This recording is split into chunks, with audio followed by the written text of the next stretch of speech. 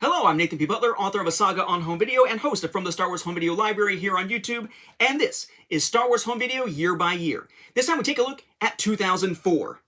2003 was extremely disappointing when it came to Star Wars Home Video. If you watched the last episode, you'll know there really wasn't anything.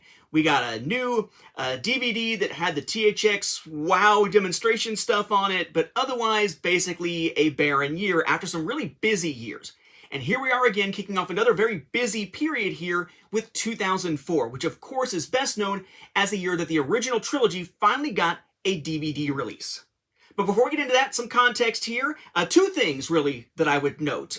One personal, one not so much.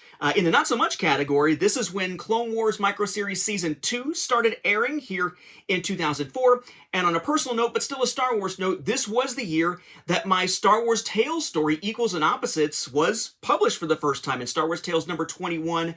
And eventually it will get reprinted over the years, most recently in the New Republic Epic Collection, Volume 8. So it was a big year for me, personally, with Star Wars, but of course, in home video, also a very big year for everybody. So we'll start with the United States here, as we often do. We had the original trilogy finally getting a DVD release, but not quite in the form that people necessarily expected, or in some cases wanted. So what we have here, with Vader on one side, the poster art there done up, as the embossed cover there on the other. We have ourselves a silver widescreen edition and a gold full screen edition. So we've already broken the freaking pattern that we saw back in 2002 with gold for widescreen and blue for full screen. We're kind of going back to what we saw like in 1997 where it's silver widescreen, gold full screen. And still getting both. Of course, inside these, you have a single disc version of each of the original trilogy films.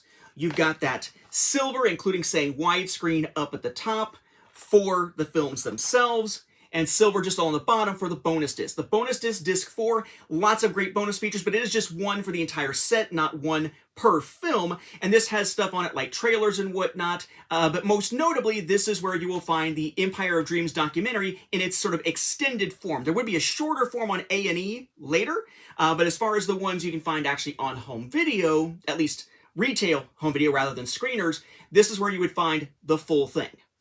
In the full screen version, essentially the same thing, going backwards here.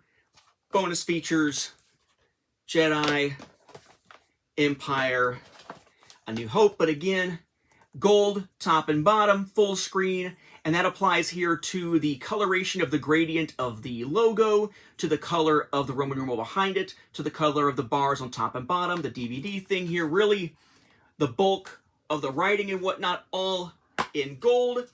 As to your actual discs, labeled also with gold as well. Notice, though, that that is the only way to really tell the difference. Your silver is going to be widescreen, and you can see that on the disc. Gold will be full screen, you can see that on the disc, but they don't actually say full screen or widescreen at all. And of course, these are films getting their first release here on DVD, so again, we have changes. These are essentially the more special editions, perhaps? Because they take the special editions from 97 and tweak them a little bit more. Jabba looks a little bit better in A New Hope, for example. The entire conversation between Vader and the Emperor in The Empire Strikes Back is replaced to better tie it into the prequels. The ending montage of celebration in Return of the Jedi now has Naboo showing. The eyebrows for older Anakin Sebastian Shaw have been removed to better fit the idea of him burning and whatnot. And this does have that controversial change near the end of Return of the Jedi where basically they have replaced Sebastian Shaw as Anakin's ghost with Hayden Christensen. So the next evolution beyond sort of the original version with all the different variants that we've seen and the tweaks and whatnot, so what's really original and all that. But you had sort of the pre-special edition stuff, special edition. Now this is a next iteration of the special editions. I tend to call them more special editions, but it's the 2004 cuts. Now I would note here that this is the release for which everything was rescanned in 1080p. Okay, so the scan that is in HD, that will be the basis of the 2011 Blu-ray cuts with some tweaks to it. The scan is actually made here as they head into the SD DVDs. Now, as for variants, you can find these at club stores, of course, and just like we saw with the prequels so far, we have a generic club anti-theft packaging, giant box here for the full screen, and the widescreen versions of the Trilogy set. And whereas that was the generic packaging, there's also film, or in this case, set-specific packaging here. A silver with some red there. Just kind of the reflection of the lightsaber, I guess. But silver with red for widescreen, and then gold here for full screen. And we're not looking at a lot of exclusives at this point for stores, but if you went to Best Buy, you get yourself a special commemorative issue of Star Wars Insider all about it. Though, interestingly, because the DVDs themselves were still in production at the time being designed, it's really more like stuff about the films themselves and the characters. Really nothing particularly specific about the DVDs themselves here. But there's a special issue of Insider that you could find if you're looking for them. Speaking of commemorating the release, as with that issue, this is the first time we start to see commemorative action figure packs tied into a home video release. So in this case, we got 3. We got this one for A New Hope, R2, 3PO, Obi-Wan, and Luke. We got this one for The Empire Strikes Back with Leia, Han, and Chewie. And then for Return of the Jedi, we got this one with Palpatine, Vader, and a Stormtrooper. But notice what it says here, DVD not included. They are designed to look, in this case, like the DVD packaging of what they're commemorating, but they were just there to celebrate the home video release. They are not in and of themselves home video items. There are no DVDs, for example, packaged inside with the figures, as we would see with a lot of Clone Wars stuff later on. Just figure packs, but we will note them as we come across them. For comparison purposes here, we do have a set here from Japan. Looks basically like the US version until you actually start looking at the bottom. What you notice here, bonus material disc, packaging and everything, basically looking the same. But then we see Return of the Jedi, The Empire Strikes Back, A New Hope. And you'll notice that even though the bottoms are silver and they got all that silver coloration and the container is silver, there's no line at the top saying silver widescreen. Why? Because just like what we saw with Phantom Menace and Attack of the Clones, other regions didn't need to be coddled with full screen releases and instead went straight to widescreen as the only option. So Japan, it's widescreen only, hence only silver. But wait, widescreen only in other regions? I call bullsith, because I've actually seen gold and silver from the UK, haven't I? Well, yes, you have. Silver version here from the UK, looking very much like the US one. The little sticker with information being on the actual packaging rather than shrink wrap. And yes, there is a gold version coming out of the UK. You got me there. But let's look inside. All right. Just grabbing any one film. Let's go with Empire in this case. Oh, look. Nothing on the top. The UK, here in its silver package, it is widescreen and doesn't need to say so. But why wouldn't it need to say so? Well, let's look at the gold one here. The full screen one, if we're thinking in American terms, surely it's full screen. No, it is not. No banner at the top, still silver on the inside, still a widescreen version, still the only version available in the UK.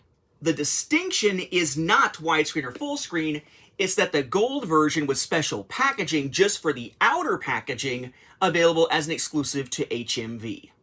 And speaking of store exclusives, MVD in the UK got this one, kind of a nice vinyl package. I have to be careful when opening it, because there's actually something that usually is stuck inside the top here. It comes with a package of Top Trumps cards here for that game. And I do always want to say it wrong. It's Top Trumps, not Tops like the card company Trumps. It's Top Trumps Specials, exclusive Super Top Trumps cards to use with the Star Wars game. And then inside, you actually had your regular silver package version of the set. And if you want something really kind of odd as a box set out of the UK, you could have gotten this. This is the limited edition Battle Pack. So they were releasing Star Wars Battlefront at the same time. The original version of Battlefront back in the day. So what you got here is basically the Trilogy box set on DVD inside, right here, plus an Xbox copy for the UK of Star Wars Battlefront, the game. Pretty cool. I actually need to replace my case here. Mine's all jacked up in the corner.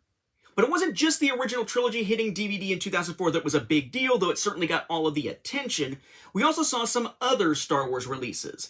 For example, in the case of Droids, remember the last time we had seen Droids get released on VHS, they had taken 4 episodes and kind of Frankenstein them together, though at least in that case it was basically one arc, and put out that Pirates and the Prince VHS release. Well, now we have this DVD release, now calling it the Animated Adventures, and it is a double feature, as it says here, that is basically 2 different stories, as it notes there on the back. The Pirates and the Prince is one, Treasure of the Hidden Planet is another, and it is basically taking another arc and just combining it together into a film.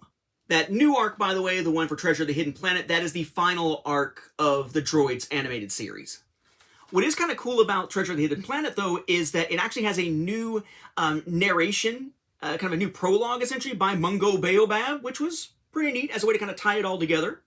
Once again, not nearly as well done, because the stories weren't done in arcs, is a similar Ewoks release here, the Ewok Animated Adventures double feature.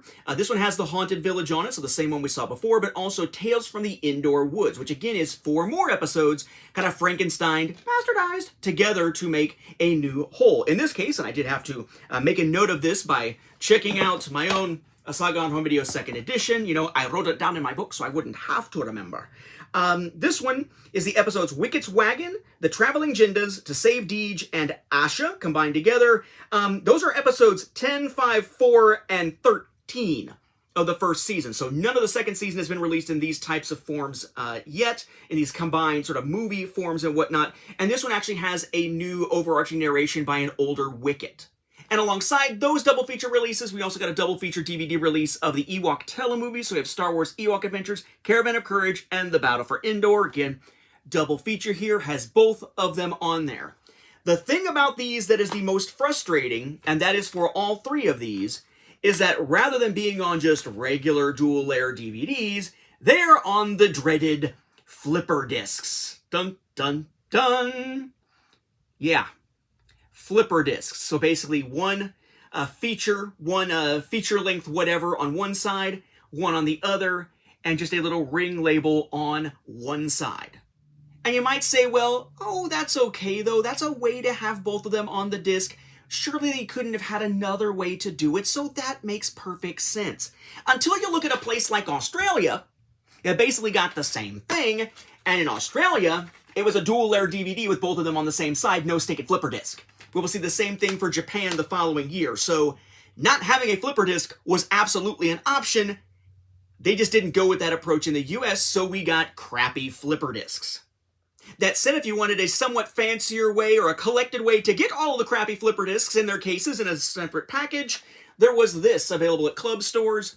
This was the double feature DVDs boxed set for club stores, which is a bunch of padding on the inside, plus those 3 DVD releases.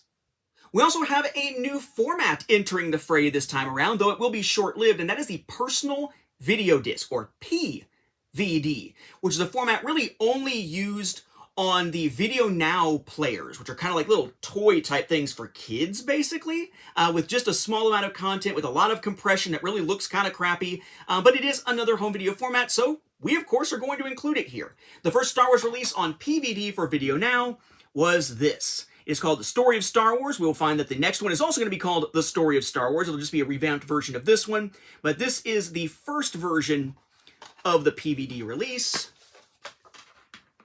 It has 3 discs inside, behind the scenes stuff on one disc, and the others are the story of Anakin Skywalker and the story of Luke Skywalker. For comparison here, also this year, we see the release of The Mythology of Star Wars on DVD for the first time rather than VHS. We saw it on VHS twice before. But if I can just take that DVD out and overlay a PVD with a DVD, you will see what I mean size-wise. They're just a little bit smaller than a DVD, but significantly bigger than a mini DVD. And finally, the other thing we see starting here in 2004 is a series of DVDs that will be packed in with lightsaber toys known as the Bonus Lightsaber Action DVDs. And do not be fooled, there are 4 of these that all are slightly different. So it's not just one Bonus Lightsaber Action DVD, there are multiple. In the case of the one we're going to look at in 2004 here, it includes chapters 1 and 8 of the Clone Wars micro series, plus the Legend of the Lightsaber featurette and some trailers and whatnot on it. Not a whole lot to it, but they were packed in with lightsaber toys. I myself have 3 of these, and I've made it a point for any of these bonus lightsaber action DVDs, except for the one that doesn't have character-specific lightsabers, to always have a Darth Vader one so I can show you that across them. But just to give you some examples here, we have the Vader one here. You'll notice it says bonus DVD, bonus lightsaber action DVD, as a sticker on the package, so you'll know that it has it. And you can see the DVD in there behind the blade itself. We'll look at it here in just a moment in more detail. I also have a relatively damaged Obi-Wan from this series and Anakin from this series. You'll notice that while Vader says the original trilogy collection down there, there is no such branding on the other ones in the corners. As to the actual DVD, this is the jacket for it. It says Bonus Lightsaber Action DVD, includes 2 chapters, blah, blah, blah there. The back is kind of at a weird angle to the opening, right? So the opening's coming out of the side if you're looking this way, or the bottom if you're looking at it this way. This initial disc looks like this. And I would note that many of these went out into the wild with these little slips with them. Final film release that makes it look as though what we're seeing here is a proof copy, but these are found all over the place on copies of this first bonus lightsaber action DVD. So it looks like this is not, oh, Nathan got lucky and got some proof copies. It looks more like, oh, for some reason proof slips are in a bunch of the retail versions that were released, and no one seems to be able to explain why. At least not that I've seen. But this is the first blood, and we will see 3 more soon. So a big year here, the original trilogy hitting DVD being the giant thing, but also some new releases for Ewoks, Droids, and the Ewok telemovies, and some little incidental stuff along the way. Next year will also be a big year because Revenge of the Sith is about to hit DVD to finish out the prequel trilogy, while not hitting VHS in the US, which will cause collectors frustration for decades to come. We'll see more about that next time as we take a look at 2005.